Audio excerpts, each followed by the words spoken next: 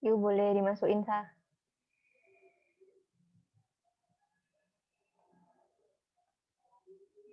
Halo teman-teman, selamat datang.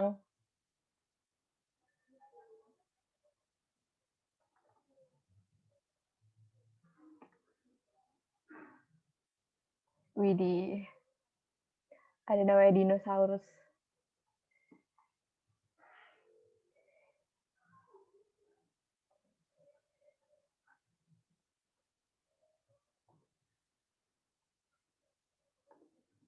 Halo.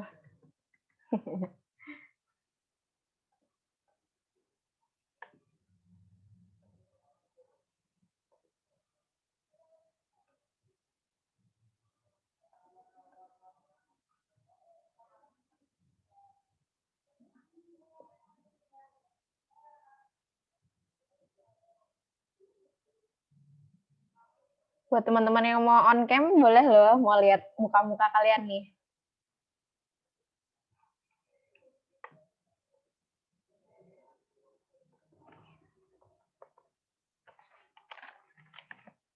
Wih.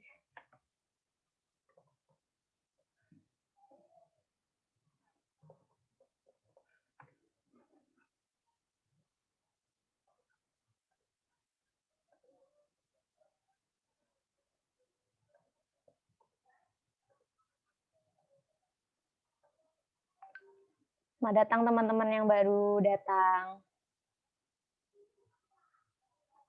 Ya, ada Manuel nih yang on cam. Halo Manuel.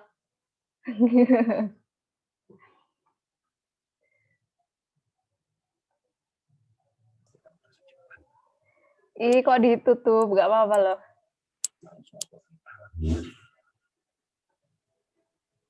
Bukan pernikahan seperti ini aku ingin. Aku udah punya Elva.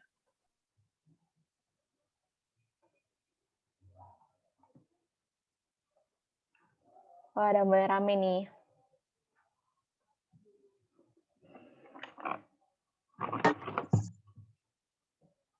Cimi.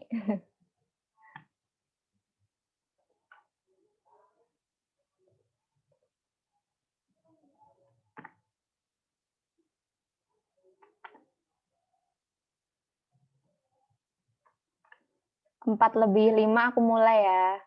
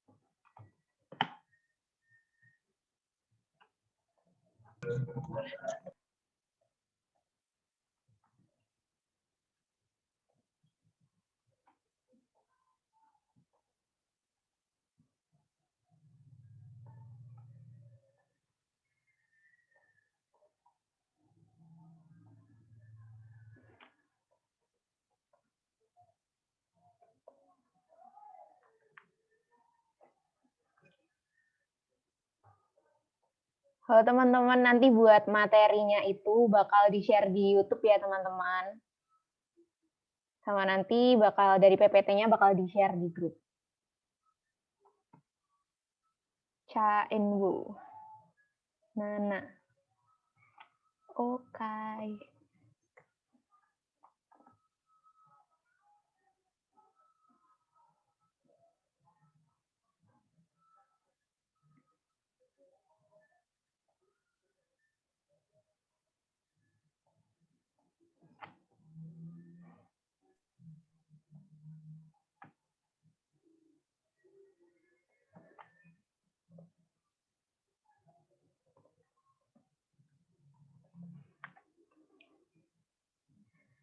Hari ini sejarah bab apa, Kak? Sejarah bab kependudukan Jepang dan demokrasi terpimpin. Bener kan? Kayak siap, bener. Dindin.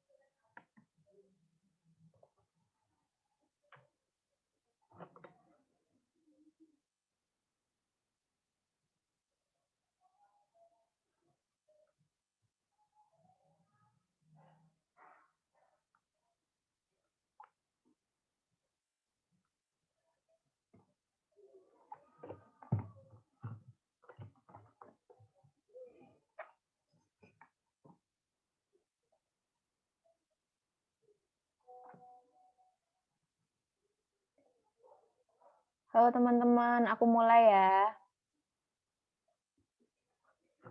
Oke, berhubung waktunya udah jam 4 lebih, sebelumnya aku mulai ya. Assalamualaikum warahmatullahi wabarakatuh. Halo teman-teman, selamat sore semuanya. Boleh dong jawab di kolom komentar. Selamat sore. Yuk, yuk. Ya, siap. Selamat sore. Sebelumnya perkenalkan, nama aku Rana Rayhana Akila, biasa dipanggil Rana, yang akan jadi moderator pada belajar bareng sejarah pada kali ini. Nah, di sini buat tutornya, aku ditemanin sama Kak Felicitas atau Kak Aya dan Kak Atna yang bakal jadi tutor kalian yang bakal belajar bareng sejarah sama kalian semua. Sebenarnya terima kasih teman-teman yang udah join pada belajar bareng sore ini.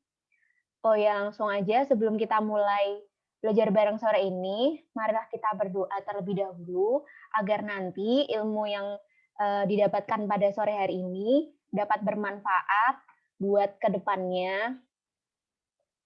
Sebelumnya, menurut agama dan kepercayaan masing-masing, berdoa dimulai.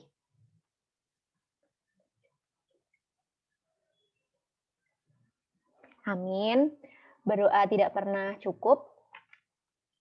Mungkin langsung, oh ya sebelumnya aku mau menjelaskan buat rules pada hari ini. Jadi pada kesempatan kali ini nanti bakal ada 2 sesi nih teman-teman. Yang pertama adalah sesi presentasi atau penjelasan materi yang akan dibawakan oleh Kak Atna dan Kak Aya. Kemudian nanti ada latihan soal juga yang bakal dipandu langsung sama Kak Aya dan Kak Atna.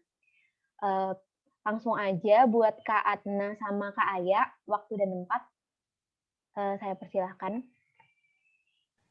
Ya, halo teman-teman, selamat sore. Aku di sini, Atna Biza, akan mempresentasikan atau kita belajar bareng tentang kependudukan Jepang di sini. Nah, nanti Kak Aya atau Kak Felis di sini bakal ngejelasin kalian tentang demokrasi terpimpin. Nah, langsung aja share screen-nya ya.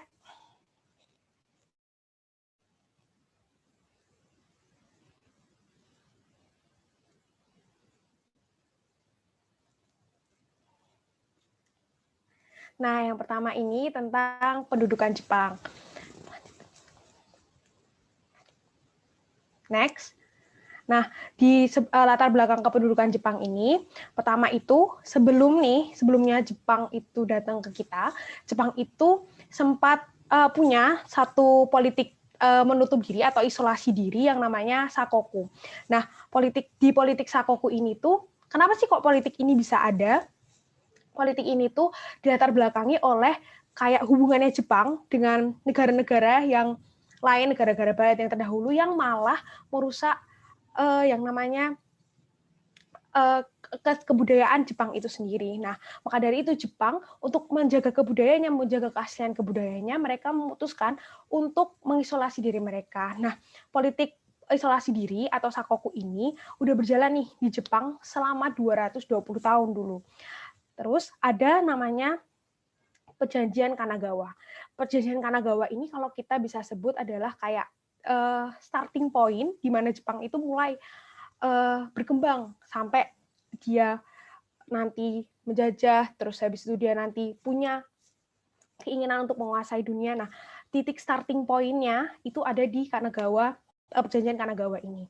Perjanjian Kanagawa ini sebenarnya dilatar belakangi oleh Amerika yang dipimpin oleh Commodore Matthew Perry. Di sini mereka itu pengen kayak cari tempat baru untuk memasarkan produk-produk mereka. Nah, ketika kapal mereka yang kayak kapal nelayan mereka melewati Pasifik, mereka tahu di situ ada namanya negara Jepang yang mengisolasi diri di situ. Nah, karena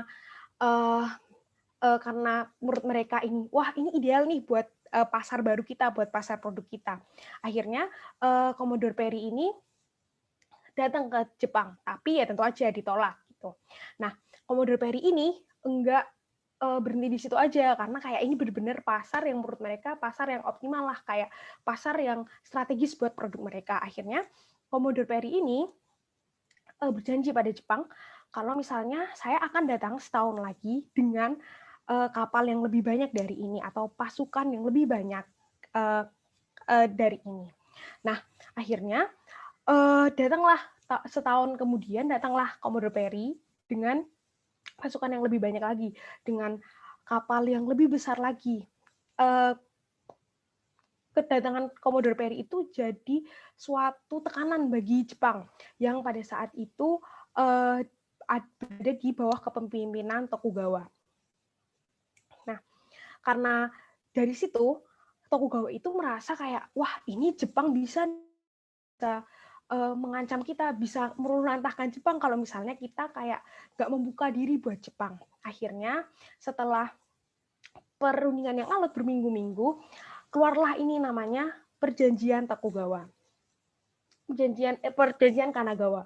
Perjanjian Kanagawa ini ada beberapa isinya, yaitu membuka pelabuhan, yaitu pelabuhan Shimoda dan Hakodate, kemudian membuka konsulnya Amerika di sana, dan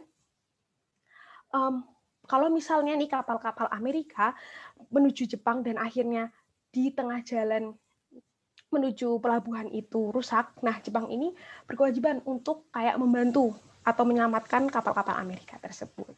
Nah, kemudian karena kayak awalnya ini isolasi diri, kok akhirnya punya perjanjian yang membuka diri kepada Amerika, ada pemberontakan nih dari dalam yang akhirnya membuat Shogun Tokugawa atau pimpinan Tokugawa ini turun dari kekuasaannya dan digantikan oleh Kaisar Meiji, yang kemudian ada yang namanya restorasi Meiji. Kecepatan nggak ya teman-teman? Bisa di feedbacknya kalau misalnya kecepatan, aku nanti agak pelanin dikit. Oke, nah selanjutnya langsung oke, sorry ya. Nah kemudian, yang pertama, jadi aku ulangin ya, isi perjanjiannya Kanagawa itu yang pertama adalah membuka pelabuhan Shimoda dan Hakodate untuk kapal-kapal Amerika. Kemudian mendirikan konsul Amerika di Jepang. Dan yang ketiga adalah kayak menolong kapal Amerika apabila di tengah perjalanan menuju pelabuhan Shimoda atau Hakodate, mereka mengalami kerusakan. Kayak gitu, teman-teman. Cukup jelas ya? Oke, selanjutnya ada restorasi Meiji. Karena tadi si Shogun Tokugawa atau kepemimpinan Tokugawa itu lengser karena pembukaan pelabuhan itu tadi, akhirnya digantikan oleh Kaisar Meiji. Sebelum Kaisar Meiji ini memerintah, dia punya nih namanya piagam sumpah yang kayak nanti menjadi kayak patokan lah, kayak dasar dari pemerintahannya. Itu yang pertama berisikan pembentukan dewan. secara luas di berbagai daerah di Jepang yang nanti dimusyawarahkan bersama-sama. Terus habis itu pentingnya kerjasama antar warga Jepang itu untuk kayak membangun negaranya. Kemudian meninggalkan kebijakan-kebijakan yang dirasa tidak sesuai dengan langkah pembaruan yang mau dicanangkan oleh Kaisar Meiji ini. Terus habis itu dan pencarian ilmu dari berbagai daerah dunia, kayak dari barat, dari timur, atau dari manapun, sebagai fondasi negara. Gitu. Cukup jelas ya teman-teman. Nah, emang restorasi Meiji ini sendiri itu tuh jadi kayak liberalisasi lah, kayak mulai Jepang itu mulai bebas. Titik poinnya ini di restorasi Meiji. Di restorasi Meiji ini ada karena kayak pembentukan dewan, jadi pasti ada namanya hukum. Nah, ini namanya konstitusi Meiji, di mana kekuasaan antar pemimpin-pemimpin daerah, bahkan kaisarnya sendiri itu punya wewenang dan kayak batasannya sendiri-sendiri. Jadi kayak gak semuanya kekuasaan itu ada di tangan kaisarnya kayak gitu. Kemudian ada modernisasi militer. Di sini menarik karena kayak mereka berpikir bahwa oh iya, militer ini merupakan poin yang penting bagi mereka untuk jadi negara yang kuat. Akhirnya mereka sebagai kayak negara yang lebih ke perairan, mereka condong mengikuti kayak terinspirasi atau mengadopsi cara gimana militernya Inggris itu di manajemen kayak gitu, kayak bagaimana militernya Inggris itu ada, bagaimana kayak pelatihan militernya Inggris dan lain sebagainya kayak gitu. Kecenderungannya ke Eropa Barat kayak gitu, ke dunia Barat. Nah, kemudian yang ketiga itu meninggalkan kebijakan lama yang tidak sesuai dengan langkah pembaharuan. Terus yang keempat, menggalakkan pendidikan untuk menjadi pondasi negara. Gitu. Oke, aku akan lebih pelan lagi. Nah, kemudian di kebijakan ekonomi sendiri, dia nggak lagi bikin kayak feodal, kayak sistem feodal di mana kayak sistem tanah, kayak pajak tanah yang diambil gitu. Menurut dia itu merugikan. Instead of feodalisme, dia bikin namanya pajak dari hasil tanaman, hasil perkebunan kayak gitu. Jadi kayak lebih modern lah. Jadi nggak cuman kayak malakin pajak tanah, tapi dia juga kayak hasil perkebunan kayak gitu. Dia hapus juga sistem kasta karena apa? Kembali lagi ke Piagam Sumpah, kayak penting nih kerjasama antar semua kalangan di Jepang untuk membangun negaranya kayak gitu. Terus habis itu mulai karena dia sadar kalau misalnya cuman dari perkebunan, cuman dari kayak hal-hal yang bisa diambil ekstraktif gitu, kayak nggak efektif untuk bikin perubahan di zamannya dia, akhirnya dia bikin industrialisasi. Fokus industrialisasinya apa? Di transportasi dan komunikasi. Mulai dari bikin kembang api, terus telegraf, dan lain sebagainya. Bahkan mereka udah mulai mengadopsi perbankan Eropa gitu. Nah, karena kayak mereka ngadopsi dari luar, terus ya itu tadi mereka tuh kayak masih punya pride untuk kayak wah aku Jepang nih kayak gitu. Akhirnya dibikin namanya Kementerian Pendidikan yang nantinya mereka ngolaborasi ini antara budaya Jepang dan budayanya kayak gitu, budaya Jepang dan budaya Barat gitu. Kayak misalnya pendidikan Barat yang kayak ada pelajarin matematika dan lain sebagainya, tapi dia tetap nih berpegang teguh sama kebudayaannya kayak gitu. Nah, kemudian setelah itu mereka karena berkembang terus nanti ada revolusi dan lain sebagainya, langsung deh kita ke selanjutnya yang kedatangan Jepang ke Indonesia. Ini cuma intronya aja. Terus kedatangan Jepang ke Indonesia, kependudukan Jepang. Next ya.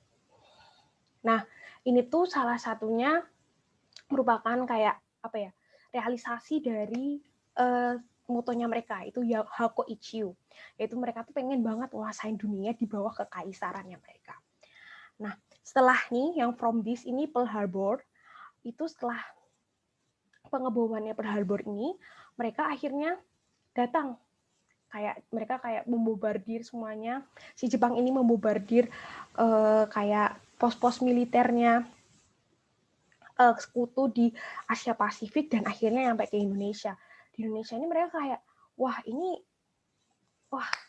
potensial banget nih untuk perang mereka, untuk kayak Hakoichiu-nya mereka. Akhirnya mereka mulai untuk datang ke Indonesia. Pertamanya nih, kita lihat yang pertama itu mereka ke Ambon dan Maluku. Kemudian baru nih ke sekutu itu ada Amerika, Inggris, dan kawan-kawannya. Jadi blok barat. Gitu. Nanti kemudian mereka ini mulai ke barat dari timur, terus mereka ke barat ke Kalimantan. Terus yang kedua itu kita bisa lihat ke Kalimantan Timur dan Balikpapan. Terus kemudian ke Jawa dan Sumatera. Nah, di Jawa dan Sumatera ini mereka itu berhasil mengalahkan tentara lautnya Karel Dormal di Perang Laut Jawa. Akhirnya baru deh mereka bisa ke Jawa. Di Jawa itu mereka mendarat di mana aja sih kayak gitu. Yang pertama mereka mendarat di Banten. Yang kedua, Eretan Wetan. Hakoichiu nanti ya, kalau misalnya pertanyaannya, aku jelasin ulang. Nah, kedua ada di Eretan Wetan. Yang ketiga ada di Bojonegoro. Sama ada di 3 daerah adalah daerah-daerah yang enggak diprediksi sama sekutu atau sama Belanda, sama mereka juga, untuk didatengin sama si Jepang. Kenapa? Karena kayak mereka mikirnya mereka bakal ke Batavia, di mana Batavia itu jadi kota terbuka yang kayak siapa aja bisa datang kayak gitu. Makanya pergerakan Jepang ini cukup tidak terprediksi dan cukup cepat kayak gitu. Nah, kemudian mereka ini berhasil menguasai Batavia, kemudian ke selatan, dan akhirnya membuat sekutu itu menyerah di Kalijati yang kita sebut dengan perjanjian Kalijati. Nah, tapi si sekutu itu juga nggak mau lah kehilangan si negara kita yang potensial ini, Indonesia yang potensial ini. Akhirnya mereka bikin exile government atau pemerintahan sementara. Pemerintahan Kalijati itu ada di daerah Jawa Barat, teman-teman. Di daerah Jawa Barat sana. Nah, habis itu di exile government ini mereka bikin pemerintahan daruratnya Indonesia, bahwa kayak mereka tuh masih memerintah di Indonesia, cuman kita beda tempat aja gitu. Di Australia dan dipimpin oleh Van Mook. Kemudian si Jepang ini tuh wah disambut banget ya, karena kita tahu ya kayak mereka bikin embel-embel atau propaganda di mana kayak kita tuh saudara tua kalian, kita akan menyelamatkan kalian dari Belanda dan lain sebagainya. Dan dari awal-awal itu kayak misalnya Indonesia Raya itu boleh dikumandangkan, terus merah putih boleh dinaikkan bareng benderanya Jepang, terus habis itu kalian boleh berbahasa Indonesia dan lain sebagainya itu diperbolehkan. Jadi kayak wah, oh ini teman kita nih akhirnya datang pertolongan untuk kita. Terus kemudian next kita bahas pemerintahan militer mereka di sini. Nah, pertama-tama, kenapa nih kok mereka milih pemerintahan sih kayak jadi negara yang kayak direbutin kan ya. Nah, sewaktu-waktu Indonesia ini tuh bisa diserang. Jadi kayak basisnya itu emang mereka pilih militer karena sewaktu-waktu mereka diserang, mereka punya kayak apa ya, pasukan buat jaga teritorinya gitu. Nah, terus kemudian pembagian wilayah ini itu ada di 3, yaitu di Sumatera, kemudian di Jawa Madura, dan Kalimantan, Sulawesi, juga Maluku. Yang pertama Sumatera, di Bukit Tinggi. Itu Angkatan Darat ke-25, atau sering disebutnya Tommy Sudan. Tommy Sudan. Terus kemudian di Jawa Madura itu posisi pusatnya ada di Batavia. Angkatan Darat ke-16 yang sering disebut dengan Asamu Sudan. Kemudian yang terakhir di Makassar, itu pusat dari pemerintahan di Kalimantan, Sulawesi, dan Maluku. Dia merupakan sebutannya pemerintahannya itu adalah Armada Selatan Kedua yang basisnya adalah Angkatan Laut. Nah, kemudian next, susunan pemerintahan militernya ini ada 3, yaitu Gunsirekan. Gunsirekan ini tuh panglima paling tinggi atau kayak presidennya lah di situ. Namanya Hitoshi Imamura yang memerintah di situ. Kemudian yang kedua adalah Gunseikan, yaitu departemen kepala pemerintahan militer yang pastinya punya kayak bawahan-bawahan yang mengurusi nih urusan-urusan sipil seperti kayak urusan dalam negeri yang dihandle oleh Somobu, terus Zaimubu yang menghandle keuangan, terus Sangyobu yang menghandle perekonomian, terus Kotsobu yang menghandle lalu lintas, dan Shihobu yang mengontrol kehakiman di sana. Kalian bisa lihat ya di PPT-nya. Udah coba jelasin. Nah, kemudian ada Gunseibu atau gubernur ini anggaran atau apalah, ini yang menetapkan ini Gunseibu atau yang sekarang tuh kayak gubernur lah.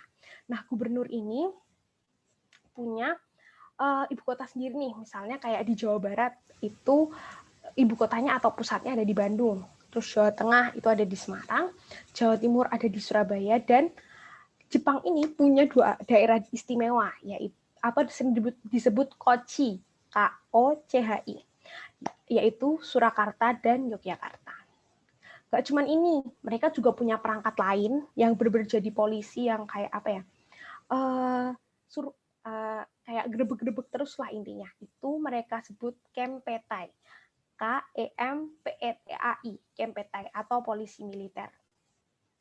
Mulai dari mereka udah menyusun pemerintahan, mereka udah kayak settling pemerintahannya di sini, akhirnya ya Indonesia Raya udah nggak bisa lagi karena mereka udah nggak pakai propaganda itu lagi, mereka udah berkuasa di sini. Dan mulai nih pakai Sumera atau perhitungan tahun Jepang gitu. Terus ada perayaan Tenchosetsu atau hari lahir Kaisar Hirohito. Terus habis itu dilarang banget nih para rakyat di Indonesia ini untuk pakai bahasa Belanda. Jadi main language-nya atau bahasa resminya itu Indonesia dan Jepang. Next-nya kita bahas tentang pemerintahan sipil.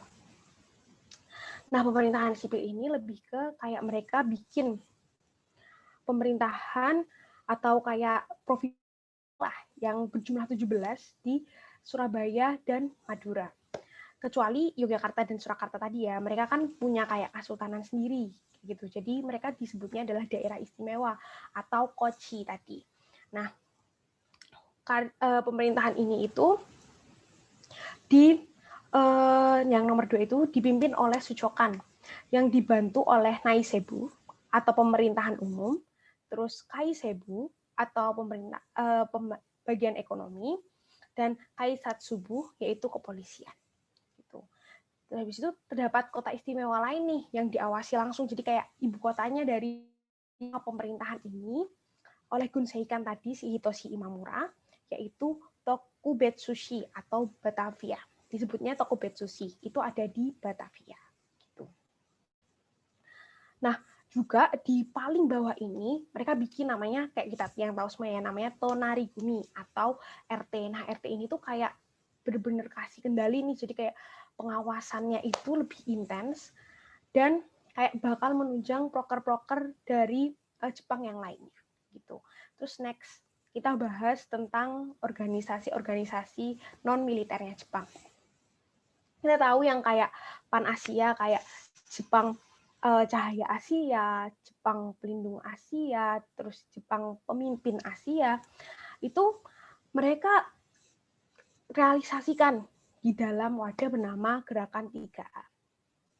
Mereka menunjuk tokoh di Jawa Barat, namanya Mr. Syamsuddin, untuk jadi di sini dia bikin suatu organisasi di mana kayak aku nih baik setelah kayak pemerintahannya yang mulai kok zong ya, ternyata bukan kok nggak pro kita. Nah akhirnya nih buat pencitraan dia bikin gerakan 3A ini. Komite-komitenya ada di berbagai daerah, dan benar-benar divisi-divisinya itu seenggaknya tuh yang sekiranya itu yang dibutuhin sama rakyat-rakyat. Seperti salah satunya adalah subseksi Islam yang diketuai oleh Abi Kusno Cokrosuryoso. Di sini tuh pengen kayak propaganda, ayo dong orang Jepang pro sama kamu juga harus pro sama Jepang, kayak gitu. Ya itu lagi untuk pencitraan tentang yang kayak udah digagalin dengan pemerintahan militer mereka yang ketat kayak gitu. Dan tapi sama aja, pemerintahan ini gagal dan kemudian mereka bikin satu lagi namanya Putera. Putera ini didirikan atau tokoh-tokohnya itu ada 4 serangkai, yaitu Soekarno, Mohatta, K. H. Mansur, dan Ki Hajar Dewantara. Yang kemudian jadi pimpinan pusatnya kayak gitu. Nah, Putra ini lebih ke pemerintahannya atau kayak apa ya? Administratifnya itu diserahkan langsung sama ke-4 serangkai ini. Kok bisa sih Soekarno mau? Salah satu cara Jepang buat bikin Soekarno mau kayak jadi pemimpin dari organisasi ini adalah dia membebaskan Soekarno dari Padang. Jadi dia sempat jadi tahanan perang di sana dan akhirnya menawarkan ini. Tapi ternyata gagal juga karena ini dimanfaatkan oleh kayak tokoh-tokoh nasionalis Indonesia untuk malah menyebarkan nih nasionalisme Indonesia. Karena di sini karena emang kebanyakan orang Indonesia ya, jadi kayak komunikasinya pakai bahasa Indonesia, mulai nih bahasa Indonesia meluas, mulai nih kayak kita punya identitas nih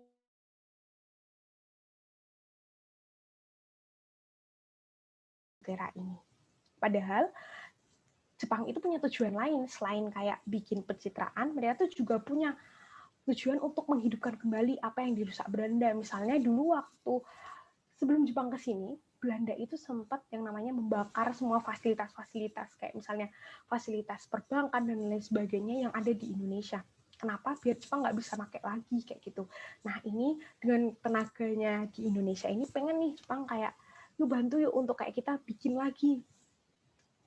lagi pemerintahan yang sama, kayak gitu. Maksudnya kayak bikin lagi fasilitas-fasilitas yang sama. Kemudian, kemudian ada MIAI. Kenapa sih ini sebenarnya MIAI ini merupakan organisasi yang udah ada dari zaman Belanda dan diputuskan untuk enggak dibubarkan sama Jepang. Kenapa kok bisa ya? Karena Jepang tahu banget nih sentimen orang-orang Islam terhadap penjajahan itu kayak gimana. Nah, karena dia mau pencitraan lagi untuk dapetin simpati dari rakyat Indonesia, makanya penting bagi mereka buat kayak ngambil simpatinya orang-orang Muslim ini. Nah, di MIAI ini mereka itu fokus kepada pembangunan umat ya.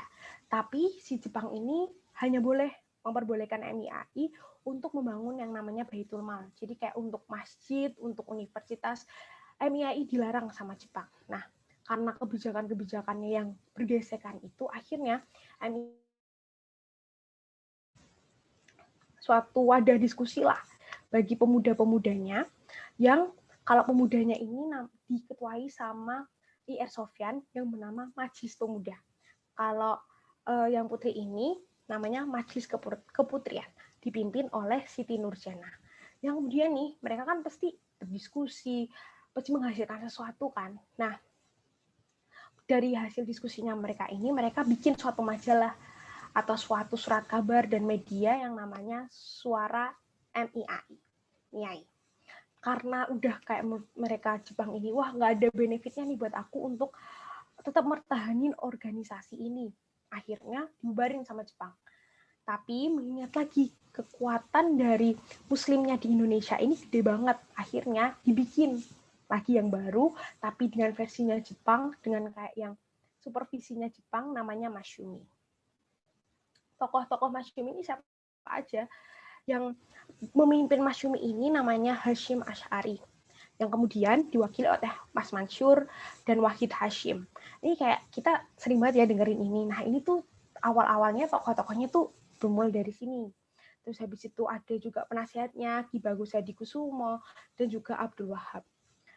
Nah karena Masyumi ini di handle orang-orang yang kompeten, Masyumi ini berhasil buat jadi kayak organisasi yang malah juga backlash lagi atau kayak malah nyerang balik Jepang lagi dan pro rakyat kayak gitu.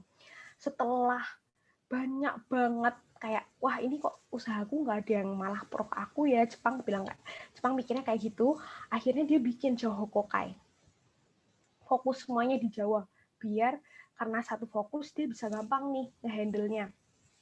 Yang pertama itu Joho Kokai ini benar-benar kayak kebaktian, jadi kayak untuk kalian berkontribusi penuh kayak gitu, dan ini benar-benar langsung dari Jepang yang nggak lagi kayak dipimpin oleh orang-orang Indonesia, jadi langsung dibentuk oleh Harada, terus habis itu langsung di bawahnya dia sendiri yang menjalankan administrasinya gitu. Program-programnya itu melaksanakan, jadi kayak didorong nih orang-orang Jawa ini untuk tindakan nyata, untuk kayak berkontribusinya ke Jepang ini dengan tindakan yang nyata. Terus habis itu mengembangkan tenaga berdasar semangat persaudaraan, membela tanah air. Nah, orang-orang Indonesianya ini gimana kok bisa jalan tetepan? Nah, orang-orang Indonesianya ini hanya dijadikan penasehat. Penasehatnya itu ya itu tadi yang paling banyak pengikutnya pada masa itu, yaitu si nasionalis I.R. Soekarno dan pemimpin Masyumi tadi, Hasyim Asy'ari. Jenis kebaktiannya tuh banyak banget. Ada mulai dari kedokteran yang dia bilang kalau misalnya dari bahasa Jepangnya namanya isi atau dokter-dokter kayak gitu. Terus habis itu kyoiku atau pendidik, KYOIKU atau pendidik. Nah, kemudian mereka ini juga punya nih organisasi istimewa di bawahnya, yaitu Bujinkai, kalian tahu, tentara organisasi wanitanya, dan Keimin Bunka Shidoso. Keimin Bunka Shidoso atau tempat para seniman atau kayak organisasi seniman pada masa itu. Nah, ini cukup bisa bekerja karena apa? Karena di bawahnya Jepang. Jadi kebanyakan kebijakan itu ada di tangan Jepang dan nggak bisa lagi dong dijadiin wadah buat propaganda nasionalisme. Walaupun ya tokoh penasehatnya I.R. Soekarno dan Hasyim Asy'ari tadi, tapi di bawah terpusat dan di bawah benar-benar bawah pengawasan Jepang. Jadi Joho Kokai ini berjalan. Itu nggak kayak tiga organisasi lain yang kayak 3A, Masyumi, dan puternya tadi. Nah, kemudian ada organisasi militernya. Next. Organisasi semi militernya. Itu Seinendan atau Korps Pemuda. Jadi dia kayak SMP sampai perguruan tinggi lah. Umurnya 14 sampai 22 tahun. Jadi barisan terbelakang. Oh, oke. Jadi barisan terbelakangnya dari pasukan yang nanti dikirim ke perang. Gitu. Seinendan ini nggak cuma cowok aja teman-teman. Kayak karena pemuda ya, jadi kayak pemuda dan pemudi. Nah pemudinya ini namanya Joyci Seinendan. JOSYI Seinendan. Joyci Seinendan. Terus siapa sih tokoh yang benar-benar mencolok dan akhirnya jadi kayak pentolan lah dari organisasi ini? Di antaranya adalah Sukarni dan Latif Hendraningrat yang nanti ini benar-benar jadi pemuda-pemudi yang bikin kita jadi proklamasi kayak gitu. Nah, kemudian ada Kei Bodan. Ini udah agak tua lagi nih. Jadi kayak udah mas-mas ke om-om. Itu antara 25 sampai 23 tahun. Tujuannya adalah membantu polisi Jepang. Kayak lalu lintas, pengamanan desa, dan lain sebagainya kayak gitu. Pertamanya ini didirikan di Sukabumi. Dan nggak cuma orang-orang Indonesia aja, tapi orang-orang Tionghoa yang disebutnya di sini namanya Kakyo Keibotai atau KAKYO Keibotai atau orang-orang Cina ini juga ikut membantu nih buat mengamankan dan kayak ngerjain tugas-tugas polisi gitu. diawasi langsung oleh Jepang, makanya ini berjalan dengan lancar. Pokoknya intinya kayak enggak langsung dikasih ke pemerintahan kayak tokoh-tokoh Indonesia, maka ini akan lancar kuncinya kayak gitu. Nah, terus habis itu ada Hizbullah. Hizbullah ini lebih ke yang Islam. Ini di bawah naungannya Masyumi. Kan Masyumi tadi dihandle sama orang-orang yang benar-benar kompeten kayak Ki Bagus Hadikusumo dan Hasyim Asy'ari dan lain sebagainya. Mereka juga punya nih namanya militer, namanya Hizbullah. Tapi yang benar-benar ditekankan di sini adalah mereka itu adalah tentaranya Allah atau tentara-tentara yang kayak pemuda-pemudi Muslim lah di sini.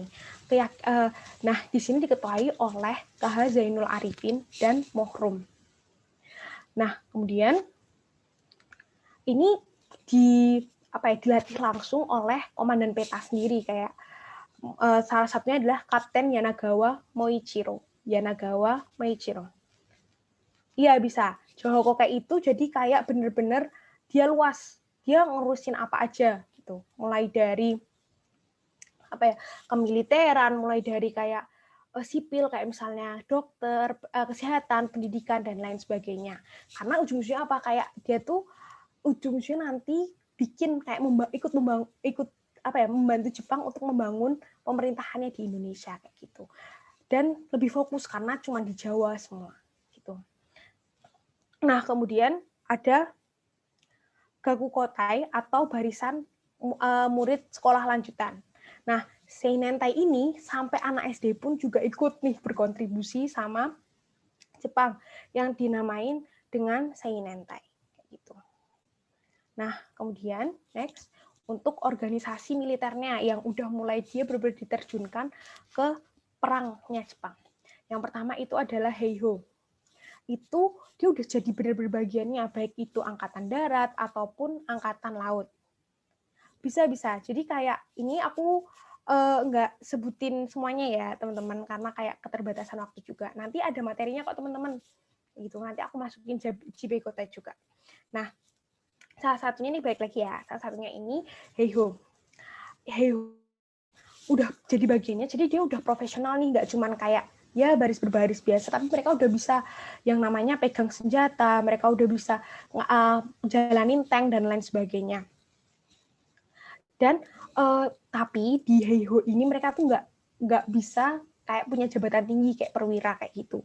Karena apa? Karena kembali lagi ini benar-benar udah kayak punya Jepang kayak gitu. Nah, kemudian ada peta yang merupakan pasukan yang fokus pertahanan Indonesia. Jadi kayak ada yang di luar, ada juga yang jaga nih teritorinya Indonesia. Nah, peta ini yang job desk-nya jaga teritorinya Indonesia. Iya, bisa pasukan cadangan. Tapi dia udah lebih profesional. Nah, Heiho ini pasukan cadangan yang udah lebih profesional tapi benar. Nah, kembali lagi ya ke peta. Merupakan pasukan yang fokus mempertahankan Indonesia dari sekutu. Jadi kayak yang biar Indonesia juga punya nih lapisannya sendiri, tapi di dalamnya lebih kayak anggota-anggotanya itu punya nasionalisme kayak gitu. Lebih ke pasukan gerilya. Jadi kayak ini pasukan yang juga dilatih sama intelijennya dari Jepang sendiri, namanya Yanagawa. Terus habis itu mereka ini punya tingkatan-tingkatan jabatan. Jadi beda sama Heiho yang cuman dia nggak bisa jadi perwira alias kayak mereka cuman di belakang doang nunggu disuruh ngapain. Nah, peta ini tuh lebih kayak bener-bener kayak tentaranya Indonesia gitu loh. Nah, pertama itu mereka punya Daidanko. Itu yang paling bawah, Daidanko. Atau komandan batalion. Daidanko itu yang paling atas. Itu komandan batalionnya. Itu dari orang-orang yang terkemuka. Jadi mostly peta ini selain yang dari tentara-tentara emang mereka bisa perang, mereka tuh juga nge-guide orang-orang yang bisa mempengaruhi kayak gitu. Karena balik lagi kayak dia pencitraan Jepang ini harus tetap berlanjut kayak gitu.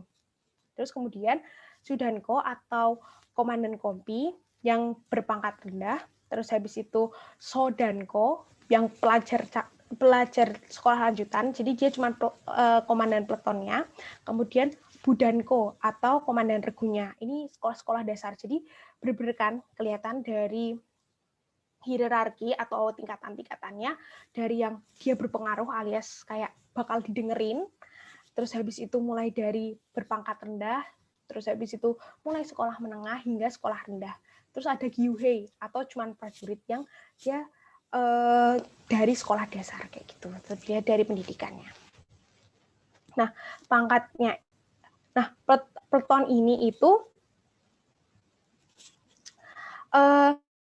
lanjutan. Jadi dia kayak udah punya, dia bisa, cuman dia nggak punya pengaruh banyak. Nggak kayak beda yang pekerja, beda sama bekerja. Jadi dia masih pelajar, tapi belum bekerja gitu. Nah, di sini ada tokoh yang kalian tahu banget lah, memberontakkan peta di Blitar itu, yaitu Supriyadi dan salah satunya juga Sudirman gitu. Nah, next, udah organisasinya tentang militernya, sekarang gimana Jepang ini ngatasin perekonomian Indonesia yang benar-benar udah dihancurin nih sama Belanda sebelumnya, kayak objek-objek vitalnya dibakar, pokoknya dirusak semua. Nah, next.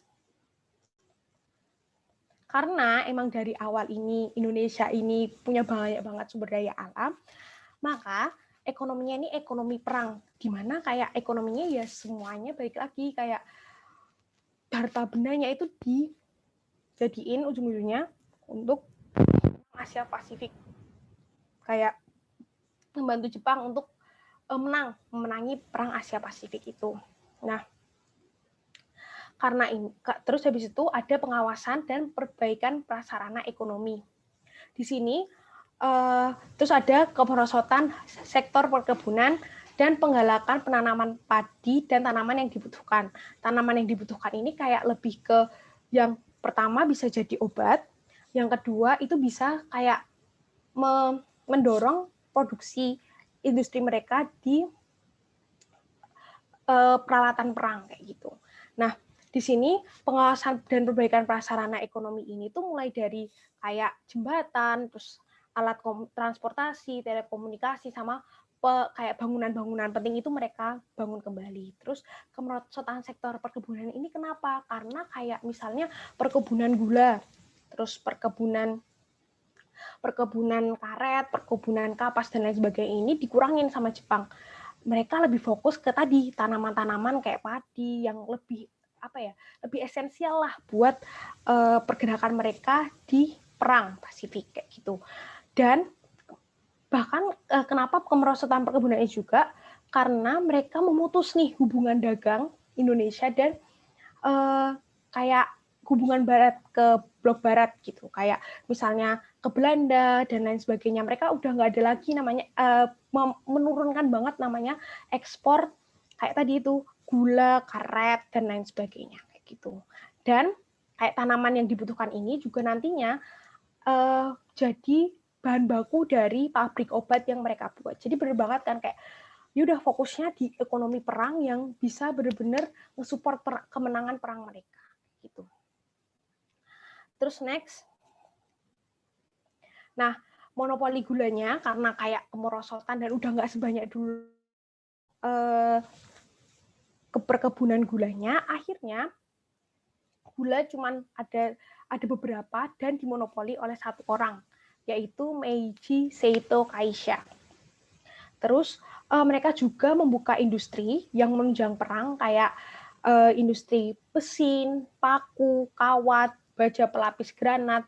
Juga kayak mereka tuh sadar kalau misalnya transportasi kan kita negara kepulauan ya, jadi kayak subsidi mobilisasi baik itu tentara, baik itu logistik dan lain sebagainya itu kurang banget.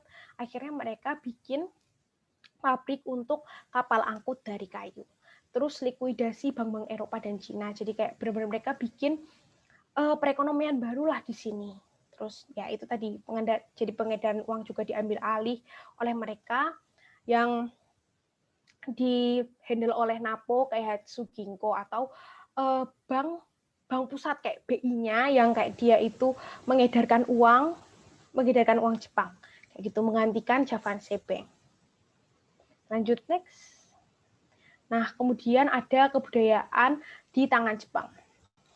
Kan pasti kan mereka ada beberapa hal yang mempengaruhi kita kan, mulai dari kayak kebiasaan dan lain sebagainya. Nah, itu mereka itu fokusnya tuh bukan ke pendidikan yang kayak mencerdaskan, kayak politik etis kayak dibikin sekolah buat pinter, dibikin sekolah buat bukan buat buat jadi dokter dan lain sebagainya, tapi sekolahnya ini lebih ke pendidikan militer. Kelihatan kan tadi kayak ada organisasi yang dari anak SD pun dia juga ngikut, anak sekolah lanjutan ngikut. Jadi kayak ujung-ujungnya adalah membantu gimana caranya mereka tuh survive perang gitu. Gimana caranya manajemen semuanya yang sumber daya di sini, manusia mau alam, itu jadi support mereka waktu perang kayak gitu. Nah, mereka juga membatasi kegiatan pendidikan yang formal tadi, kayak sekolah-sekolah yang dulu banyak waktu politik etis oleh Belanda didirikan, mereka tutup. Terus habis itu bahkan perguruan tinggi pun tinggal ada sisa 4 perguruan tinggi. Next. Nah,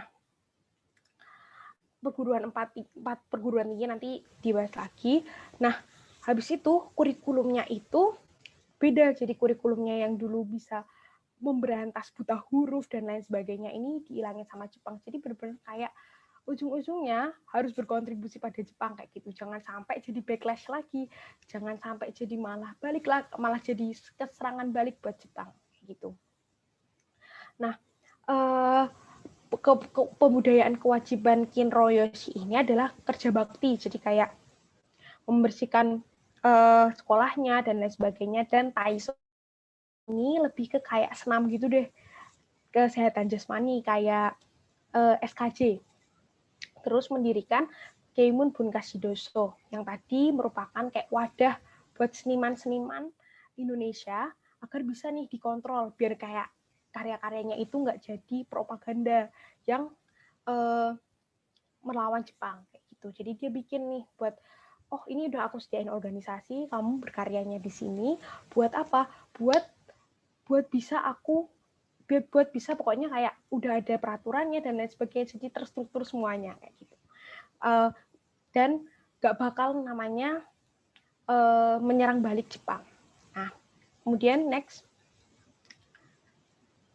pergantian nama-nama kota di Indonesia. Kayak misalnya Bogor itu mulai dari Jepang. Awalnya itu nama Belandanya susah banget karena biar mudah diganu sama orang-orang Indonesia, akhirnya dia bikin tuh namanya Bogor, Jakarta, dan lain sebagainya kayak gitu. Terus perguruan tinggi yang dibuka ini kayak tadi aku bilang ada cuma tinggal 4, itu perguruan tinggi hewan di Bogor, terus Ikadaiku atau perguruan tinggi Jakarta, perguruan tinggi teknik di Bandung, terus Konoko Gakuin yaitu Akademi di Jakarta kayak gitu. Nah, karena angka buta hurufnya ini benar-benar merajalela, sumber daya manusia itu tenaganya bukan kayak otaknya. Akhirnya peta di pembela tanah air ini juga menginisiasi namanya kayak pendidikan supaya bisa diberantas lah ini buta hurufnya kayak gitu. Terus kemudian next ada juga kebijakan Romusa yang awalnya ini sebenarnya karena kayak orang-orang yang di Romusa ini karena dinamainya Pekan Perjuangan Mati-Matian. Dilakukannya cuma 1 minggu pertamanya dan kayak benar-benar orang yang di sini itu diagungkan, dibilang kayak wah kamu pahlawan nih, kamu benar-benar berkontribusi banyak nih buat negara ini kayak gitu. Makanya kayak orang pada semangat nih. Nah, kemudian next.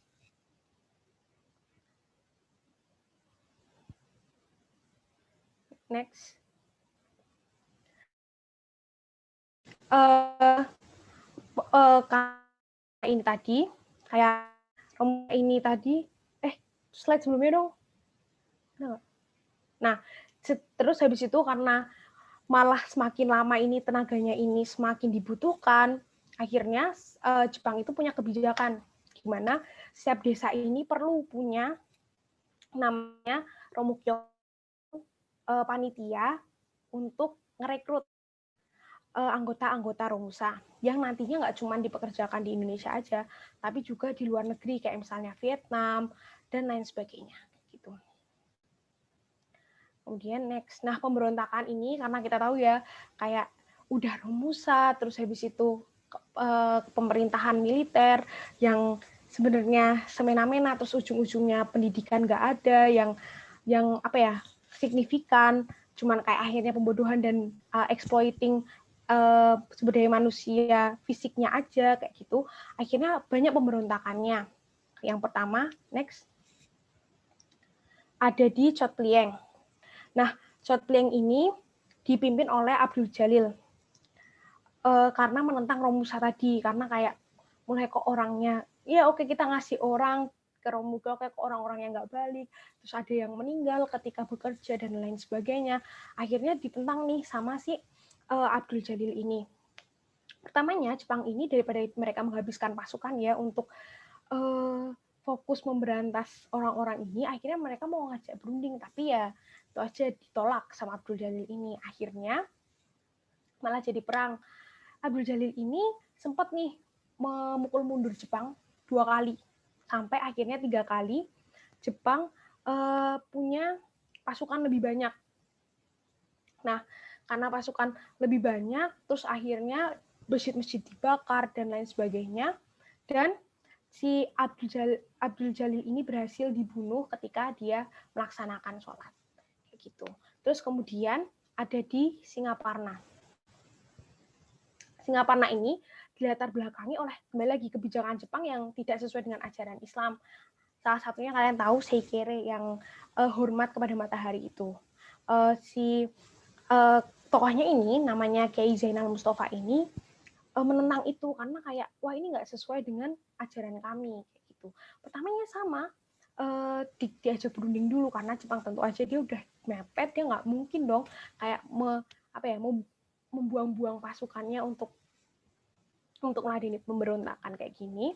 Tapi ya kembali lagi itu pasti ada perang lagi dan akhirnya si Kiai Zainal Mustafa ini dihukum mati kayak gitu.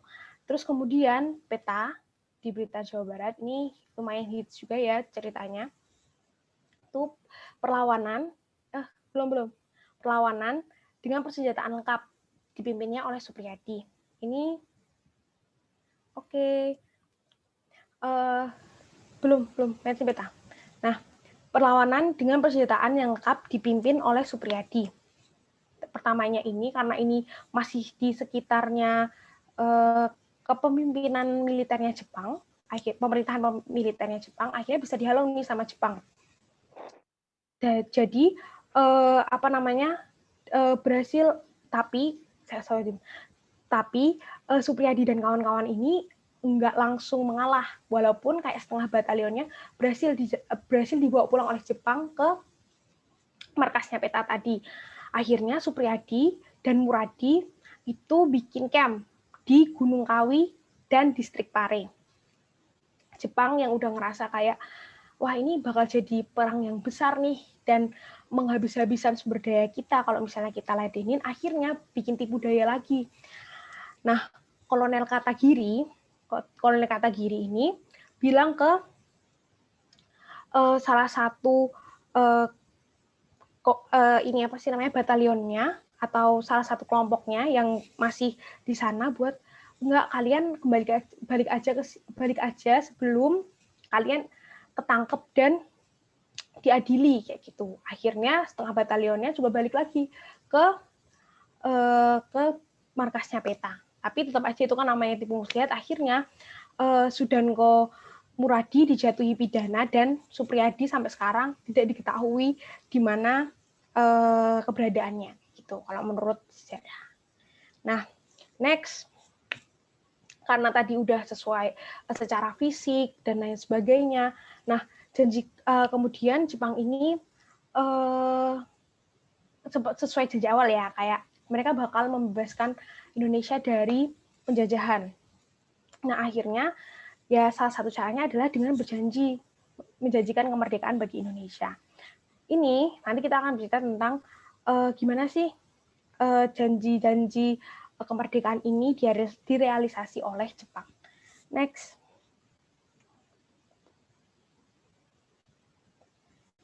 Nah, yang pertama adalah BPUPKI. Itu dibentuk oleh Letnan Kumaikichi Harada dan diketuai oleh Dr. KRT Rajiman Wedioningrat. Ini bertujuannya untuk menyelidiki dan mengumpulkan bahan-bahan apa aja nih yang dibutuhkan untuk kemerdekaan Indonesia.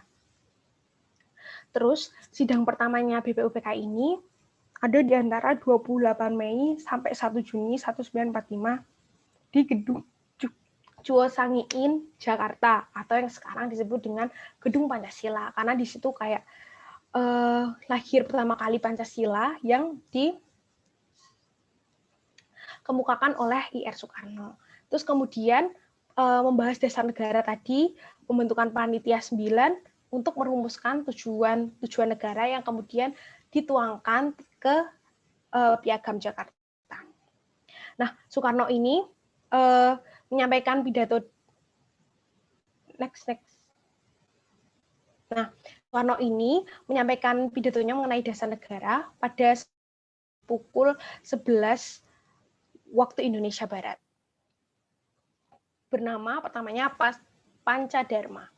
Terus ada sidang kedua, yaitu perumusan Undang-Undang Dasar, mulai dari pembukaan hingga batang tubuh, terus menentukan bentuk dan wilayah negara Indonesia. Terus next. Nah, PPKI itu tuh bersidangnya pasca proklamasi Indonesia. Tapi dibentuknya udah dari sebelum proklamasi Indonesia, yaitu pada tanggal 7 Agustus 1945. Terdiri dari 21 orang yang diketuai oleh I.R. Soekarno dan Wakil Muhammad Hatta. Dia dibentuk untuk mempersiapkan pelaksanaan kemerdekaan. Jadi kan udah dasar negara udah dibahas sama BPKI, hal-hal yang kayak tentang negara yang butuhin negara itu apa aja udah dibahas sama BPUPKI. Nah, PPKI ini kayak menyelidiki atau kayak mempersiapkan apa aja yang dibutuhin kalau udah benar-benar merdeka gitu. Nah, sidang pertama ini pada sehari setelah adanya proklamasi, yaitu tanggal 18 Agustus 1945, yang pertama menetapkan dan mengesahkan UUD 1945. Kemudian mengangkat I.R. Soekarno sebagai presiden dan Dr. Muhammad Hatta sebagai wakil presiden. Kemudian membentuk Komite Nasional sebagai badan pembantu presiden sebelum seperti yang diharapkan UUD 45 itu ada atau dibentuk gitu. Yang kedua, sidang kedua ini pada tanggal 19 Agustus 1945. Nah, ini mereka itu menetapkan 12 kementerian yang bertugas membantu presiden karena udah komite nasional, udah menggantikan DPR MPR, kemudian ada kementerian nih yang dibutuhkan. Ada 12 kementerian. Terus habis itu membagi wilayah Indonesia ke dalam 8 provinsi dan menuju gubernur-gubernurnya. Kemudian membentuk suatu badan keamanan rakyat. Terus sidang ketiga tanggal 22 Agustus 1945 itu untuk membentuk Komite Nasional atau KENIP. Terus menetapkan partai nasional, ada partainya itu PNI sebagai satu-satunya partai politik di Indonesia.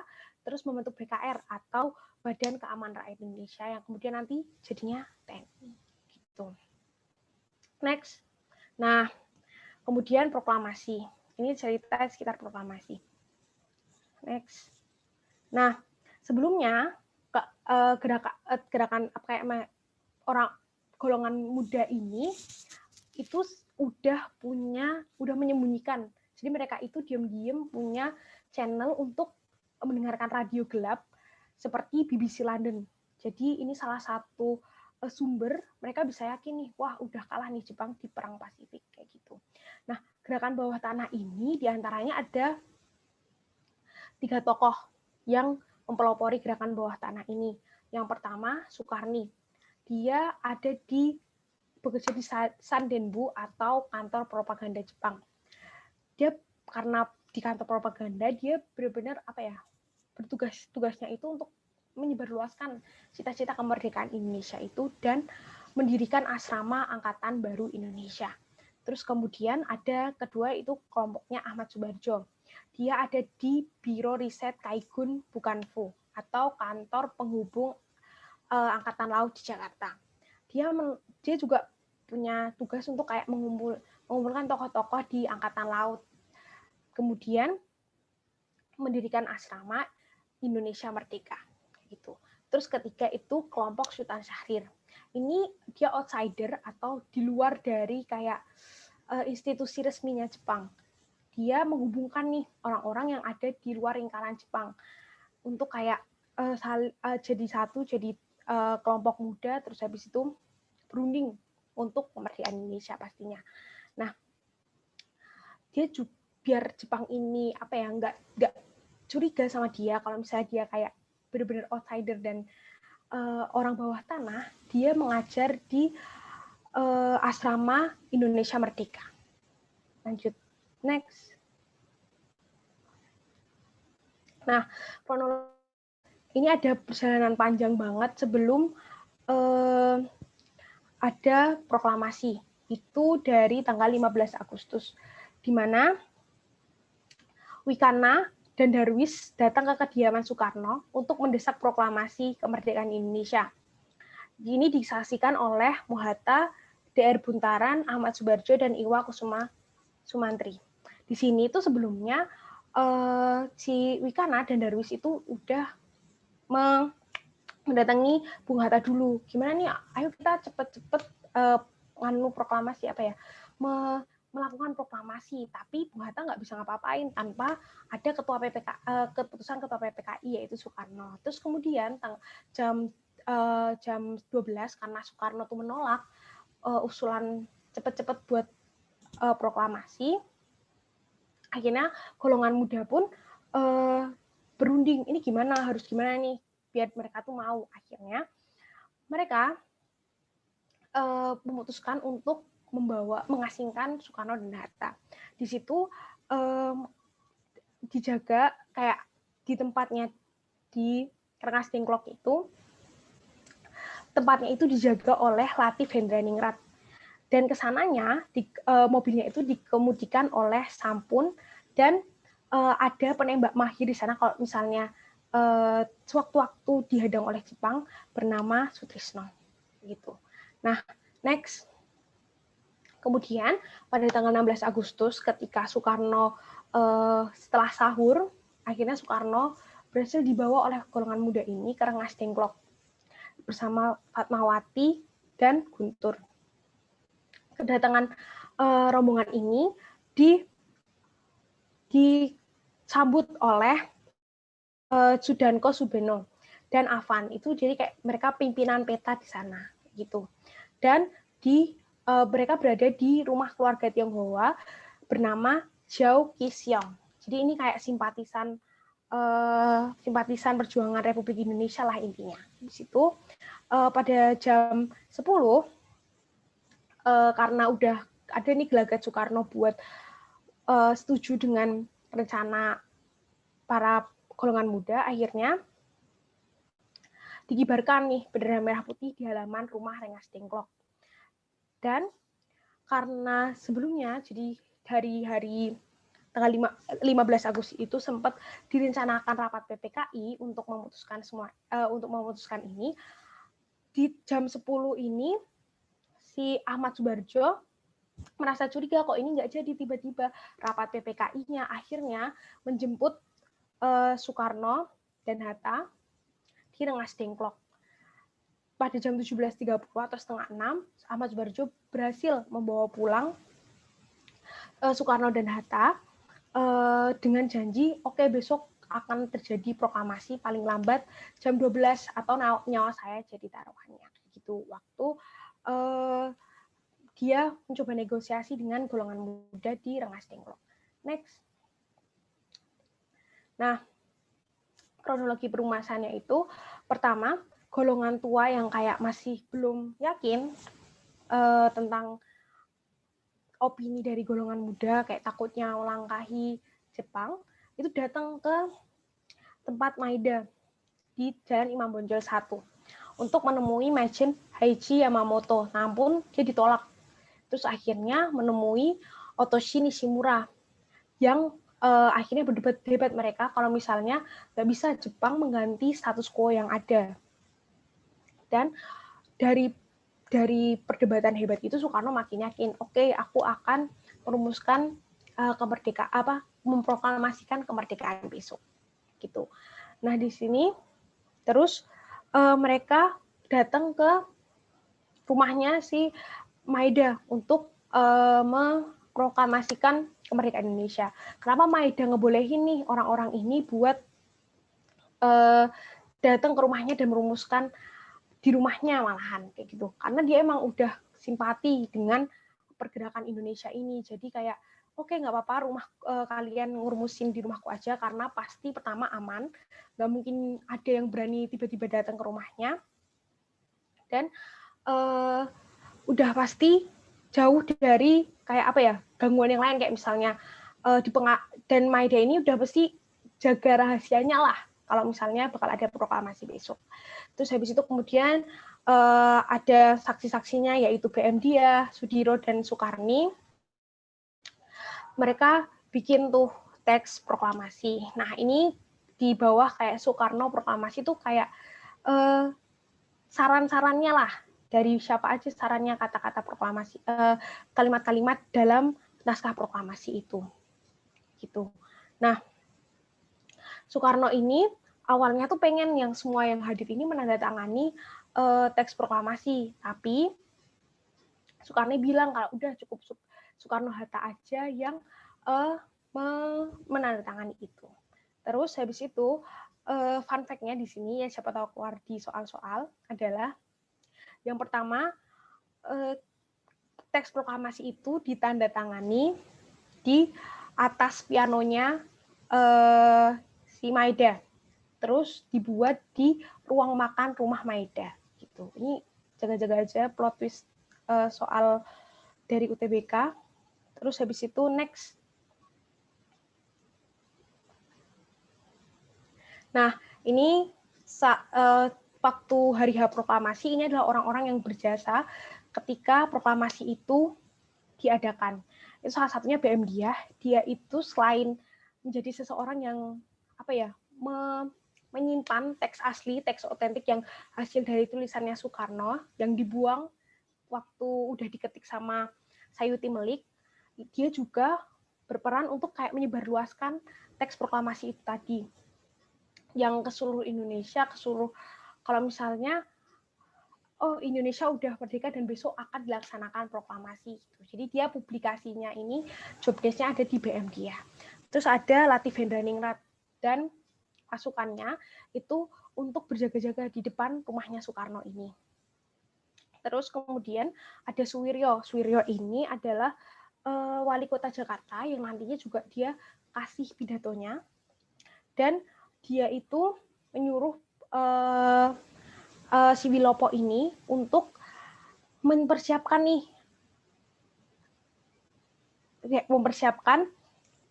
perlengkapan di proklamasi gitu.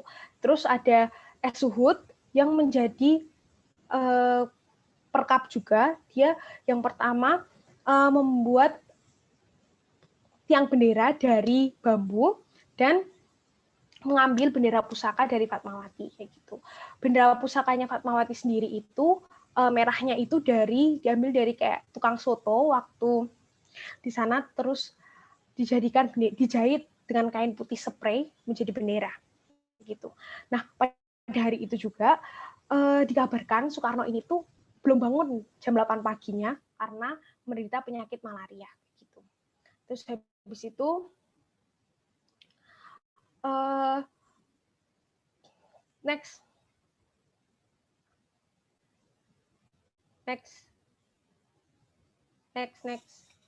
Nah, ini belum sebelumnya. Nah, ini yang mungkin bisa keluar kayak apa yang dipakai Soekarno waktu itu, yaitu topi pages-nya dari Syarbaini. terus habis itu kemejanya dari merek Arrow, terus habis itu jamnya merek Rolex, dan sepatunya cap Bata gitu. Terus habis itu kalau misalnya nanti nih kadang-kadang banyak keluar juga soal-soal politis ini, makanan kesukaan Soekarno ini adalah gudeg gitu dan lain sebagainya kayak gitu. Oke, selanjutnya demokrasi terpimpin.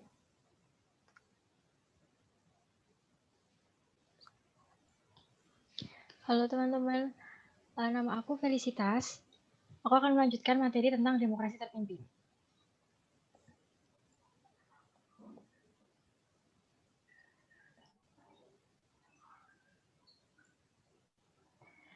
Demokrasi terpimpin atau eranya Soekarno.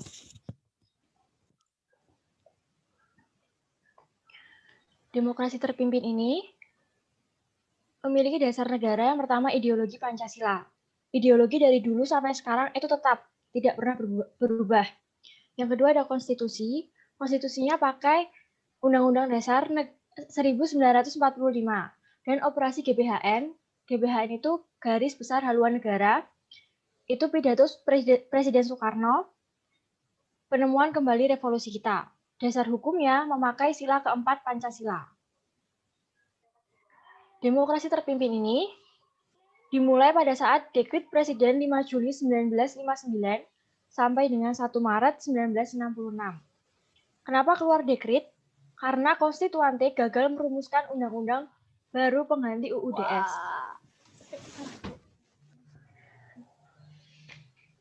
Dalam merumuskan undang-undang baru ini, konstituante ini tidak efektif karena mereka debat sendiri.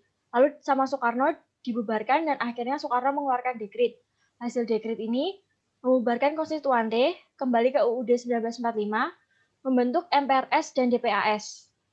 Kenapa DPR tidak dibentuk pada saat itu? Karena DPR sudah ada di pemilu tahun 1955. Dan pada waktu itu, DPAS ini lembaga untuk tempat curhat presiden atau lembaga pertimbangan. Sedangkan MPRS itu untuk menjaga landasan konstitusi. Demokrasi terpimpin ini kita akan membahas aspek politik, ekonomi, hankam, dan kebudayaan.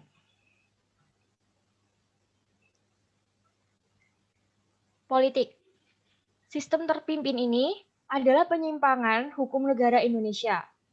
Ini terlihat dari dekrit presiden yang menyatakan untuk membubarkan konstituante. Kenapa disebut sebagai penyimpangan? Karena pada saat itu konstituante ini lembaganya lebih tinggi daripada presiden. Maka ibarat kalau sekarang itu ibarat membubarkan MPR yang pada saat itu lebih tinggi daripada presiden. Oke. Terus kebijakan politik masa terpimpin ini yang pertama Indonesia keluar dari PBB tanggal 17 Januari 1965 karena Malaysia terpilih menjadi Dewan Keamanan Tidak Tetap PBB. Maaf itu typo, harusnya Dewan. Yang kedua ada orientasi politik atau politik poros. Indonesia condong ke blok timur, poros Jakarta, Peking, Phnom Penh. Lalu Indonesia kemudian dikucilkan oleh PBB dan dunia internasional. Maka dari itu, Indonesia disambut oleh Cina dan USSR. Makanya kenapa lebih condong ke blok timur. Kemudian, Presiden Soekarno membubarkan DPR dan membentuk DPR-GR. DPR ini dibubarkan oleh Soekarno karena DPR menolak RAPBN Soekarno. Soekarno mengajukan RAPBN untuk membangun politik mercusuar. Yang keempat ada politik mercusuar. Politik mercusuar ini pembangunan proyek raksasa seperti GBK, Monas, Hotel Indonesia, Jembatan Semanggi, Pertokoan Sarinah, dan Masjid Istiqlal. Tapi masjid ini baru selesai ketika masa Orde Baru. Politik mercusuar ini memiliki filosofi, yakni mercusuar itu kan ada di tengah laut. Mercusuar itu menyinari lautan, sehingga membuat kapal-kapal mengalihkan perhatiannya ke mercusuar. Namun mereka tidak dapat mendekat, karena banyaknya karang. Oleh karena itu, namanya politik mercusuar supaya Indonesia menjadi pusat perhatian dunia internasional, tetapi tidak boleh coba untuk mendekati.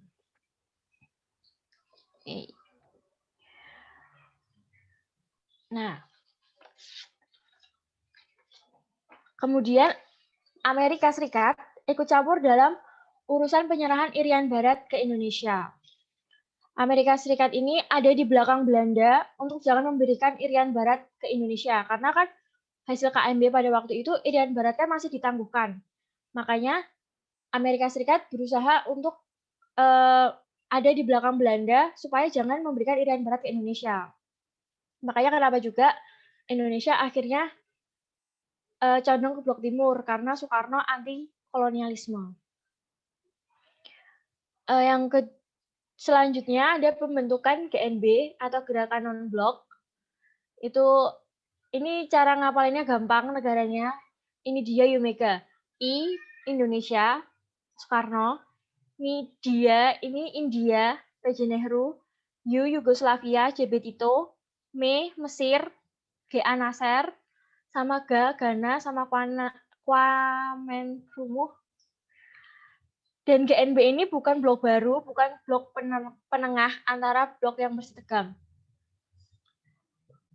Kebijakan politik selanjutnya adalah pidato dijadikan GBHN.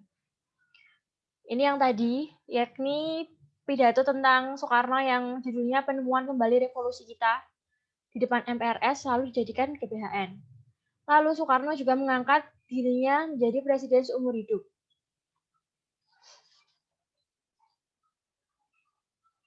Yang kedua, kebijakan ekonomi. Yang pertama ada inflasi keuangan. Pada saat demokrasi terpimpin ini, kan Soekarno memiliki program politik mercusuar. Karena banyaknya keuangan yang harus dialokasikan untuk pembangunan, akhirnya Indonesia kekurangan uang karena tidak memiliki cukup kas. Untuk mengatasi hal tersebut, Soekarno akhirnya mencetak uang sendiri karena sudah tidak bisa utang ke negara lain karena udah keluar dari PBB dan udah diasingkan oleh dunia internasional. Makanya Soekarno mengeluarkan uang sendiri, akhirnya terjadilah inflasi. Lalu yang kedua, pembentukan DEKON atau Deklarasi Ekonomi. Ini untuk stabilisasi keuangan negara. Dan yang ketiga adalah mata uang Indonesia tidak bernilai di dunia. Itu karena banyaknya konflik antara Soekarno dan dunia internasional, dan Indonesia pada saat itu tidak memiliki teman selain negara-negara komunis, serta inflasi yang terjadi begitu tinggi, makanya mata uang Indonesia jadi tidak memiliki nilai di dunia. Yang selanjutnya adalah kebijakan di bidang budaya. Ada dua, yakni milik PKI dan milik kaum nasionalis. Milik PKI ini Lekra, Lembaga Kebudayaan Rakyat, dan nasionalis namanya Manikebu atau Manifesto Kebudayaan. Selanjutnya ada Hankam. Yang pertama, ini ada peristiwa Kanigora. Kanigora ini pembantaian ulama di Indonesia pada saat sholat Idul Adha oleh PKI di pesantren Al-Jauhar, Desa Kanigora, Jawa Timur. Yang kedua ada pembentukan politik Hankam 3 kaki. Politik ini untuk mendukung kekuasaan Presiden Soekarno seumur hidup. Hal ini melanggar pasal 8 Undang-Undang Dasar 1945. Politik 3 kaki ini ada PNI atau Soekarno, AD Angkatan Darat, dan PKI. Lalu kemudian muncul demonstrasi. Demonstrasi ini muncul karena pada saat pengubahan Kabinet Dwikora menjadi Kabinet Dwikora yang disempurnakan atau Kabinet 100 Menteri. Melahirkan Tritura atau Tri Tuntutan Rakyat, yakni turunkan harga, bersihkan kabinet, dan bubarkan PKI. Pahlawan Ampera yang gugur saat demo itu namanya Arif Rahman Hakim, mahasiswa FKUI golongan kami. Lalu selanjutnya ada Perang Dingin. Perang Dingin ini tanggal 5 Juli 1959 sampai 11 Maret 1966. Karena Perang Dingin ini akhirnya muncullah GNB. Yang selanjutnya ada pemberontakan G30 SPKI. Pemberontakan ini enggak, G30S, tidak pakai PKI karena ada 7 teori pelakunya selain PKI. Yang ada USA, Inggris, Soekarno, Soeharto, AD, PKI, dan teori chaos. Yang akhirnya pemberontakan ini membuat Soekarno lengser. Oke, selesai.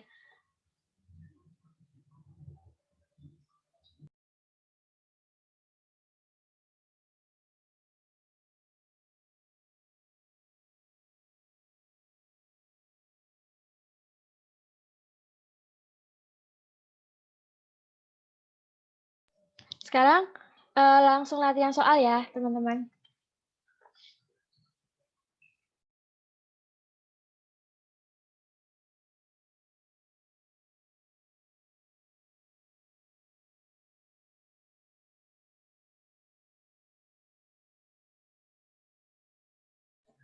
Politik poros. Oh, politik poros. Politik poros ini adalah politik. Politik itu politik poros ini orientasi politik. Jadi harusnya kan politik luar negeri Indonesia itu bebas aktif.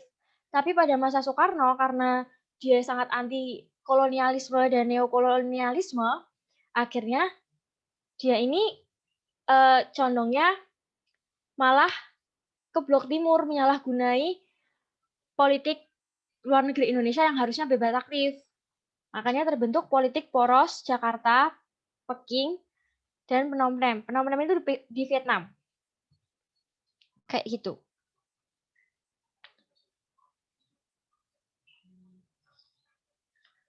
Tapi kenapa sekarang disebutnya G30 SPKI?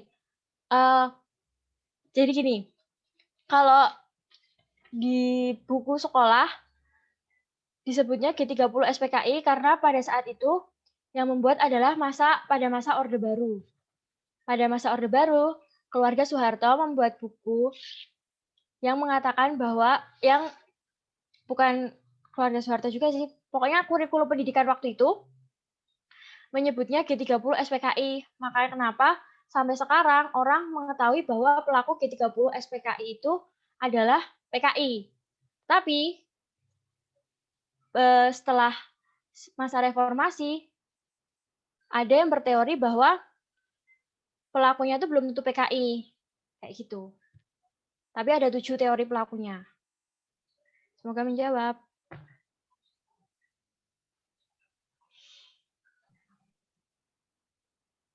Oke, makasih buat Kak Aya sama Kak Atna. Buat sekarang adalah sesi latihan soal ya.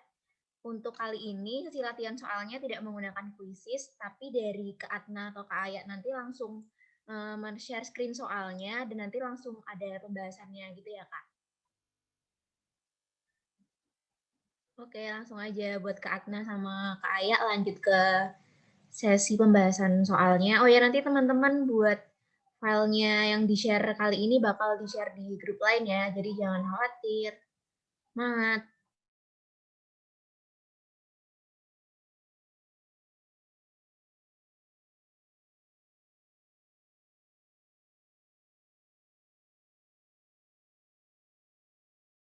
Oke, ini soal-soalnya ya teman-teman. Kalian bisa coba jawab-jawab dulu kalau misalnya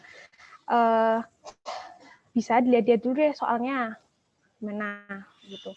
Ini diambil dari latihan-latihan soal juga dong. Latihan soal-soal juga. Bentar ya.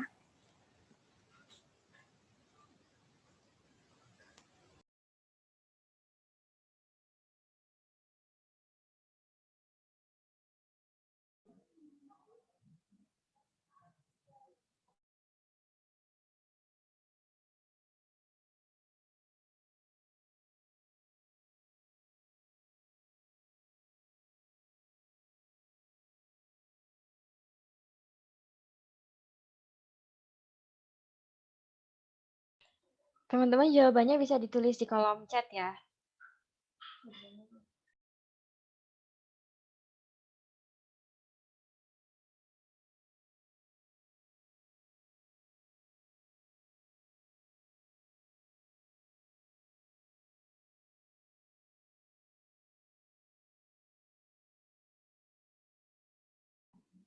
Kak, nomor satunya Kak Krop. Mungkin boleh dibalikin ke nomor 1 dulu nggak, Kak Aya?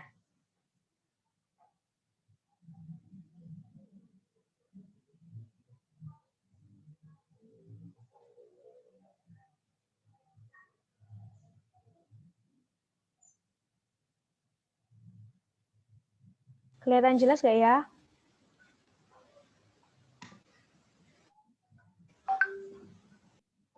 Udah kelihatan belum teman-teman? Apa kurang gede ya? Kurang gede dikit deh Kak Aya. Iya, di zoom dikit.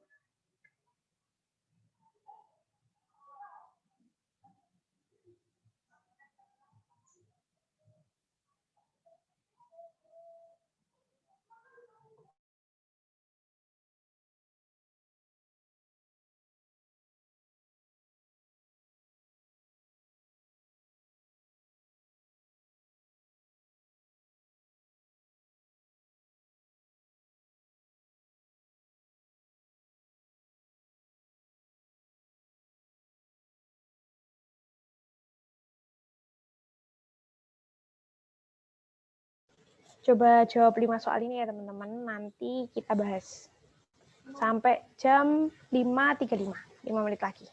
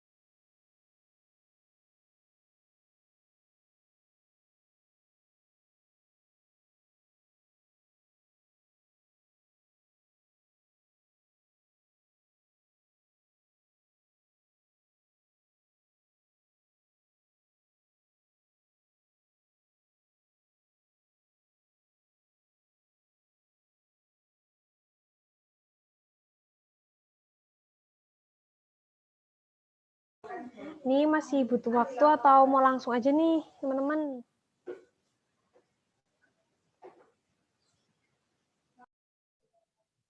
Udah pada selesai belum ya teman-teman? Kalau udah bilang langsung aja Kak atau bentar Kak. Oke, langsung aja nih. Langsung aja mungkin Kak Atna. Oke, yang pertama nih, rapat raksasa di lapangan IKD dipelopori oleh, ada yang bisa jawab mungkin? Ayo. Oke, jawabannya itu C, atau Komite Van Menteng. Gitu. Jadi sebenarnya waktu mau kemerdekaan Indonesia itu, pra-kemerdekaan Indonesia itu tuh banyak banget nih tokoh-tokoh muda yang juga berkontribusi bagi Indonesia.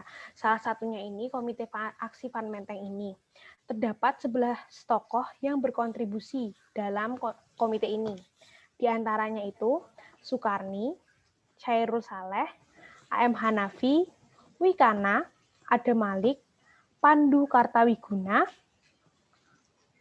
Armunanto, Maruto Nitimiharjo, Kusnaini, dan Johannur. Banyak dari tokoh-tokoh ini juga yang nanti akhirnya bakal juga berperan di kaprah politik dan pemerintahan Indonesia selanjutnya. Nah, komite ini, rapat raksasa ini sebenarnya buat apa sih? Rapat raksasa ini tuh wadah bagi pemimpin Indonesia buat berani kalau misalnya speak up itu loh, kalau misalnya kita tuh udah merdeka secara lebih terbuka. Karena kan waktu proklamasi itu si Soekarno sama Hatta kan cuma di rumahnya Soekarno karena menghindari bentrok dengan tentara Jepang. Nah, di sini rapat raksasa itu buat memfasilitasi itu. Kalau misalnya kita harus speak up kalau misalnya kita itu udah merdeka gitu. Nah, kemudian nomor 2 nih, pemerintahan pendudukan Jepang membentuk departemen propaganda yang bernama A. Betul, tadi ada yang jawab 2A, yaitu Sendenbu. Sendenbu itu tadi yang tempat kerjanya si Soekarni tadi ya. Nah, kalau Somobu sendiri adalah negeri yang kayak ngurusin tentang kepala daerah dan lain sebagainya. Terus habis itu ada Sangyobu, yaitu Departemen Perekonomian. Dia tuh ngurusin pabrik-pabrik, pokoknya kayak pengolahan sumber daya manusia dan lain sebagainya. Terus habis itu ada Gunseikan, yaitu kepala pemerintahan militer yang tadi yang paling atas itu tadi si Hitoshi Mamura. Terus kemudian Chuosangiin atau Dewan Pertimbangan untuk mengurusi urusan politik, kayak misalnya tadi yang ada PPKI, BPUPKI. Nah, ini tuh yang salah satu yang ngurusin, salah satu yang kayak ngehandle rapat-rapatnya itu adalah si Chuosangiin ini. Nah, kemudian lanjut ya, nomor 3, pengibar bendera merah putih saat upacara peresmian Dokuritsu Jumi Kosakai pada 28 Mei 1945 di Jalan Pejambon adalah A. Toyohito Masuda. Nah, ini tuh pertama kali BPUPKI bersidang. Di situ dikibarkan bendera merah putih di sana juga. Nah, Latifendaningrat yang pilihannya B sama C, Latifendaningrat dan Suhudendraningrat ini kita semua udah tahu ya. Nomor 2 tadi A. Nomor 2 tadi A, Sendenbu. Terus habis itu nomor 3 ya. Oke. Nah, nomor 3 itu kita lanjut ya, Toyohito Masuda atau A, 3A. Itu pilihan nomor B sama C kita tahu itu pengibar bendera saat proklamasi. Terus yang D si Nishimura ini yang tadi bilang ke Soekarno bahwa kalian nggak bisa ngadain rapat PPKI dan proklamasi karena Jepang harus tetap mempertahankan status quo-nya kayak gitu. Waktu udah kalah dari perang Pasifik gitu. Nishimura ini punya jabatan sebagai Direktur Urusan Umum Pemerintahan Militer gitu. Nah, kemudian ada Soekarni tadi ya termasuk salah satu tokoh muda yang ikut dan berkontribusi di proklamasi kayak gitu. Kemudian 4, Kepala Pemerintahan Umum Jepang yang ditemui Soekarno-Hatta di Jakarta pada 16 Agustus 1945 untuk menjajaki sikap Jepang terhadap proklamasi kemerdekaan ialah C. Nah, kalau Maeda ini jadi kayak penghubungnya antara Soekarno dan Jepang. Maeda ini lebih pro kepada Soekarno. Dibuktikan dengan dia membiarkan Soekarno dan kawan-kawan untuk merumuskan proklamasi di rumahnya. Karena rumahnya itu kayak titik aman lah, nggak mungkin diganggu siapa-siapa. Tentara itu pasti akan segan untuk datang ke rumahnya Maeda dengan jabatan yang dia punya, kayak gitu. Nah, terus yang B ini, Tomonegoro Yoshizumi itu wartawan Jepang yang meliput proklamasi.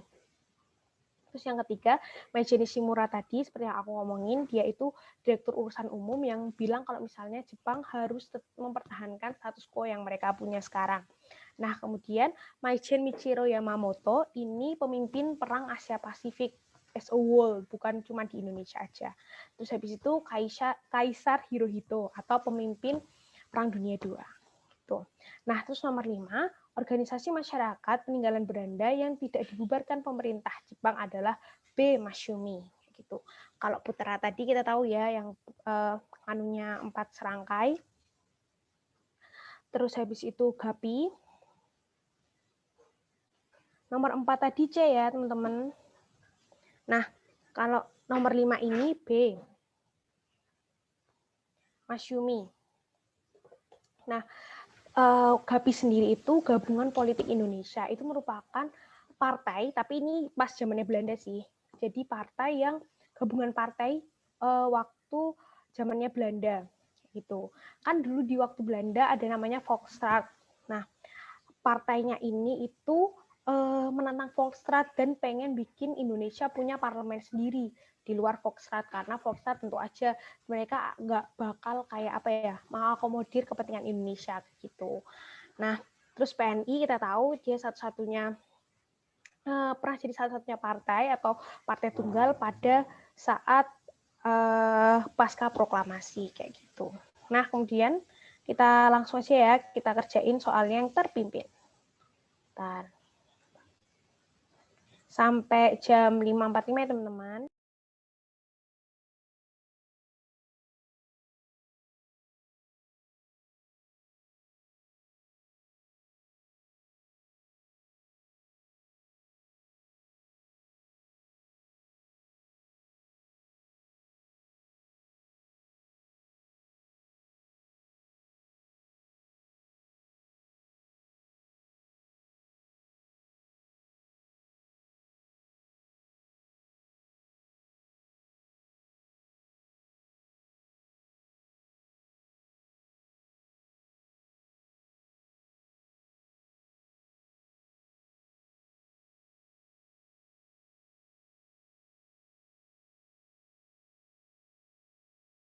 Cukup jelas gak ya, teman-teman? Udah, Kak. Oke.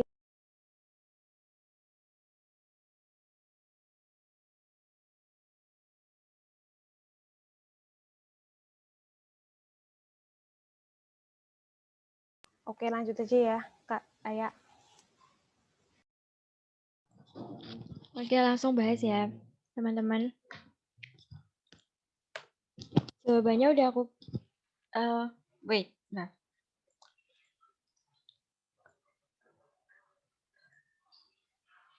Nomor 1. Nomor 1 jawabannya D. Pelengkap Nawaksara. Kenapa? Karena pelengkap Nawaksara itu adalah pidato lanjutan yang disampaikan Soekarno pada tanggal 10 Januari 1967 yang akhirnya ditolak oleh MPRS. Itu adalah usaha terakhir Soekarno untuk mempertahankan diri dan akhirnya ia kalah. Yang kedua, alasan Presiden Soekarno mengeluarkan Dekret Presiden 5 Juli 1959 adalah B. Kegagalan konstituante dalam merumuskan undang-undang baru pengganti Undang-Undang Dasar sementara. Yang ketiga, salah satu isi tritura. Itu jawabannya E. Bubarkan PKI dan ormas-ormasnya.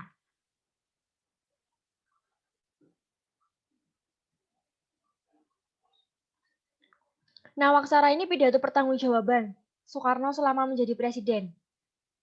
Dan soal peristiwa 30S. Tapi akhirnya ditolak sama MPRS. Terus Soekarno mengajukan lagi, namanya pelengkap Nawaksara. Tapi lagi-lagi ditolak untuk sama MPRS. Nah, lanjut ya, nomor 3 ini. Jawabannya E, bubarkan PKI dan ormas-ormasnya. Kenapa bukan B, bubarkan Kabinet Dwikora? Karena harusnya bersihkan, bukan bubarkan. Isinya kan, tritura kan, bubarkan PKI, bersihkan Kabinet Dwikora, dan turunkan harga.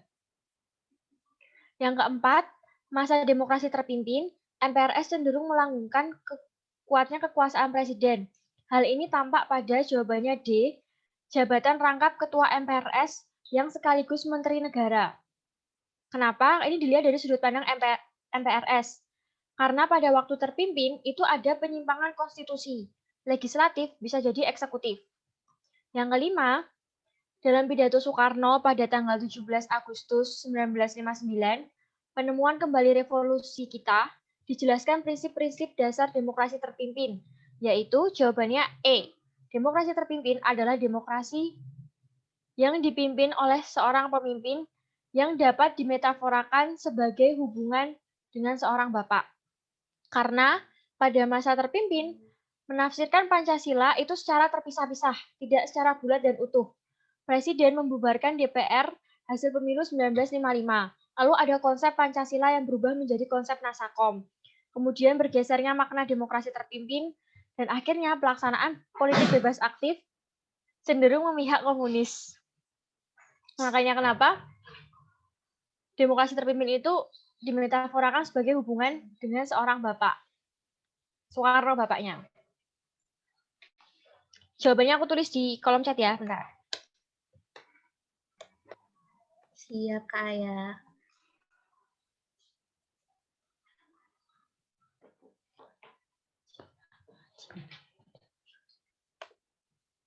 Udah ya teman-teman, terima kasih.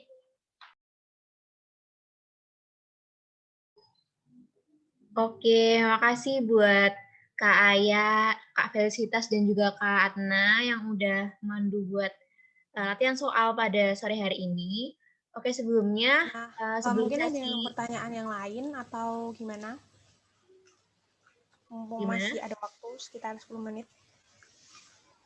Teman-teman, ada yang mau nanya atau udah cukup jelas atau gimana? Tadi ada yang kelewatan penjelasannya.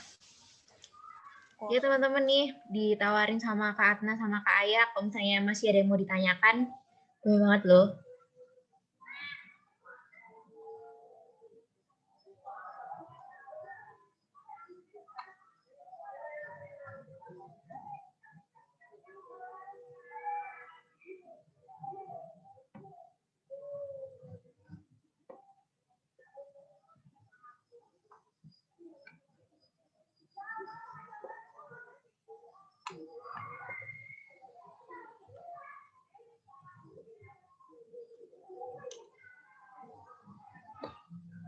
Karena kayak ini ada pertanyaan nih dari iPhone 12 Max Pro Max. Kak, isi pidato revolusi kita apa aja ya?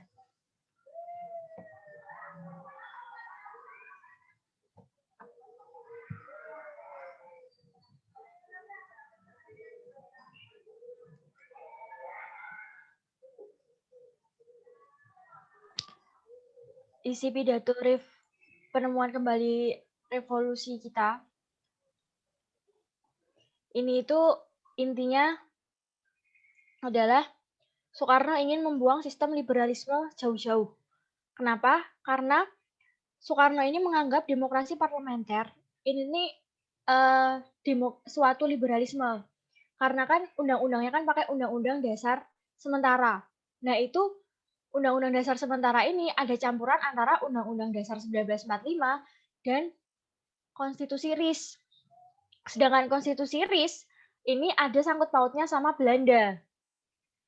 Belanda ini negara yang pernah menjajah Indonesia dan penganut liberal. Makanya Soekarno kenapa akhirnya membuat pidato tentang penemuan kembali revolusi kita supaya tidak ada unsur liberalisme di dalam Indonesia. Karena Soekarno kan tadi yang udah aku bilang, dia sangat anti kolonialisme dan liberalisme. Kayak gitu. Semoga menjawab.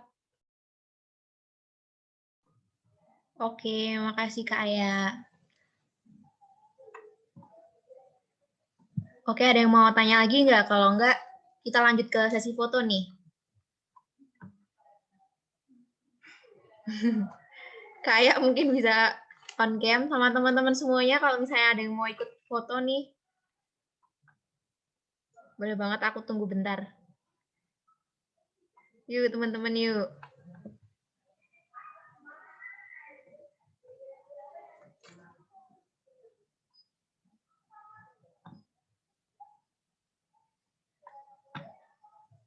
Ini ada Aku tuh. di manajemen kebijakan publik Universitas Gadjah Mada, teman-teman. Semoga menjawab ya. Visipol UGM.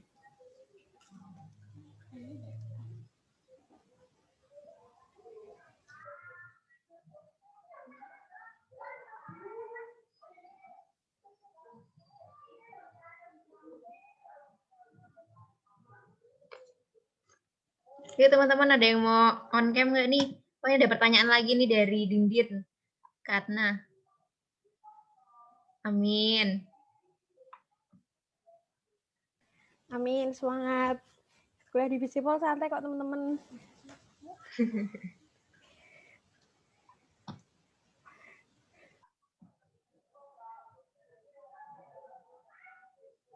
Tadi kayaknya ada yang mau on cam deh. Yuk.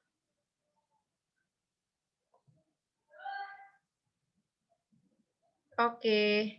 Ih, malu Kak. Nggak apa-apa. Langsung aku screen saja ya, Kak Adna. Walaupun teman-teman belum pada on cam. Oke, 1, 2, 3. Oke. Oke, terima kasih teman-teman yang udah join dalam belajar bareng sejarah bareng Kak Atna dan Kak Felicitas pada sore hari ini. Semoga ilmu yang diberikan sama Kak Atna dan Kak Felicitas bermanfaat buat adik-adik semuanya. Tetap semangat buat ke depannya mengikuti kelas belajar bareng, dan besok mungkin minggu depan bakal di-share lagi buat jadwalnya, jadi stay tune aja. Semangat teman-teman.